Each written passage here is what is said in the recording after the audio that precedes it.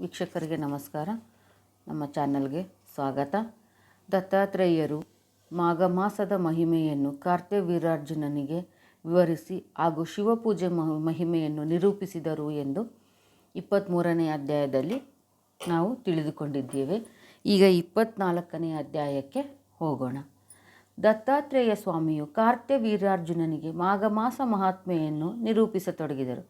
ಪೂರ್ವದಲ್ಲಿ ಮಗಧ ರಾಜ್ಯದಲ್ಲಿ ಪುರೋಹಿತ ವೃತ್ತಿಯಿಂದ ಜೀವನ ನಿರ್ವಹಣೆ ಮಾಡುತ್ತಿದ್ದ 4 ಬ್ರಾಹ್ಮಣರಿದ್ದರು.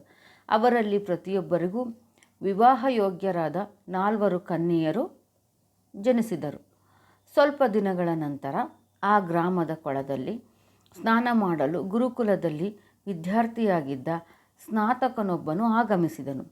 ಪುರೋಹಿತರ ಕನ್ಯೆಯರು ನೀರು ತರಲು ಹೋಗಿದ್ದರು. ಆ ಯುವಕನ ಅಂಗಸೌಷ್ಠವ ಹಾಗೂ ಸುಂದರ ರೂಪವನ್ನು ನೋಡಿ ಮೋಹಿಸಿದ ಅವರು ತಮ್ಮನ್ನು ಅವನೇಕೆ ವಿವಾಹವಾಗಬಾರದು ಎಂದು ಯೋಚಿಸಿದರು. ಈ ವಿಷಯದಲ್ಲಿ ಹಿರಿಯರು ಆತನನ್ನು ಒತ್ತಾಯಿಸಲು, ನನ್ನ ವಿದ್ಯಾಭ್ಯಾಸಕ್ಕೆ ಇನ್ನೂ ಕೆಲವು ವರ್ಷಗಳಿವೆ, ಅದುವರೆಗೂ ನಾನು ವಿವಾಹವಾಗುವಂತಿಲ್ಲ ಎಂದನು. ಇದರಿಂದ ಕುಪಿತರಾದ ಆ ಕನ್ಯೆಯರು, ನೀನು ನಮ್ಮ ಕೋರಿಕೆಯನ್ನು ನಿರಾಕರಿಸಿರುವೆ, ಆದ ಕಾರಣ ನಿನಗೆ ಪಿಶಾಚ ಜನ್ಮ ಬರಲಿ ಎಂದು ಶಪಿಸಿದರು. ಆ ವಿದ್ಯಾರ್ಥಿಯೂ ಸಹ, ನೀವು ಪಿಶಾಚ ಜನ್ಮ ತಾಳಿರಿ ಎಂದು ಶಾಪ ನೀಡಿದನು. ಈ ಬಗೆಯಾಗಿ ಶಾಪ ಪ್ರತಿಶಾಪಗಳ ಫಲವಾಗಿ ಅವರು ಆ ಸ್ಥಳದಲ್ಲಿಯೇ ಪಿಶಾಚಿ ರೂಪ ತಾಳಿ ಸುತ್ತಮುತ್ತಲಿನ ಜನರನ್ನೆಲ್ಲ ಕಾಡಲಾರಂಭಿಸಿದರು. ಯಾರು ಸಿಕ್ಕರೆ ಅವರನ್ನು ಕಬಳಿಸಲು ಪ್ರಾರಂಭಿಸಿದರು. ಜನರಿಲ್ಲ ಇದರಿಂದ ಚಿಂತೆಗೀಡಾದರು. ಕೆಲ ಕಾಲ ನಂತರ ಒಬ್ಬ ಸಿದ್ಧ ಪುರುಷನು ಅಲ್ಲಿಗೆ ಬಂದನು. ಆ ಕನ್ಯೆಯರ ತಂದೆ ತಾಯಿಗಳು ಆತನ ಬಳಿಗೆ ಹೋಗಿ, ಸ್ವಾಮಿ, ನಮ್ಮ ಕನ್ಯೆಯರಿಗೆ ಪಿಶಾಚ ಜನ್ಮ ನಿವಾರಣೆಯಾಗುವ ಬಗೆಯನ್ನು ತಿಳಿಸಿ ಎಂದು ಪ್ರಾರ್ಥಿಸಿದರು. ಆ ಸಿದ್ಧ ಪುರುಷನು, ಇವರು ಮಾಘ ಮಾಸ ಬಂದಾಗ ತ್ರಿವೇಣಿ ಸಂಗಮಿರುವ ಗಯಾ ಕ್ಷೇತ್ರದಲ್ಲಿ ಸ್ನಾನ ಮಾಡಿದರೆ ಪಿಶಾಚ ರೂಪ ನಿವಾರಣೆಯಾಗುತ್ತದೆ ಎಂದು ತಿಳಿಸಿದನು.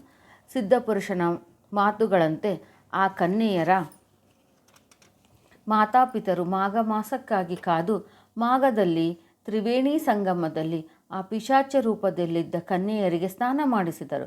ಈ ಸ್ನಾನದ ಫಲವಾಗಿ ಆ ಕನ್ಯೆಯರ ಪಿಶಾಚ ರೂಪ ತೊಲಗಿ ಅವರ ಸುಂದರ ರೂಪ ಅವರವರಿಗೆ ಬಂದಿತು. ಹೀಗೆ ಘೋರ ಪಿಶಾಚಿ ರೂಪವು ಮಾಘ ಮಾಸದ ಫಲದಿಂದ ನಿವಾರಣೆಯಾಯಿತು ಎಂದು ದತ್ತಾತ್ರೇಯರು ಕಾರ್ತ್ಯವೀರ್ಯಾರ್ಜುನನಿಗೆ ಹೇಳಿದರೆಂಬಲ್ಲಿಗೆ ಮಾಘ ಮಾಸ ಮಹಾತ್ಮೆಯ 24ನೇ ಅಧ್ಯಾಯವು ಸಂಪೂರ್ಣವಾಯಿತು.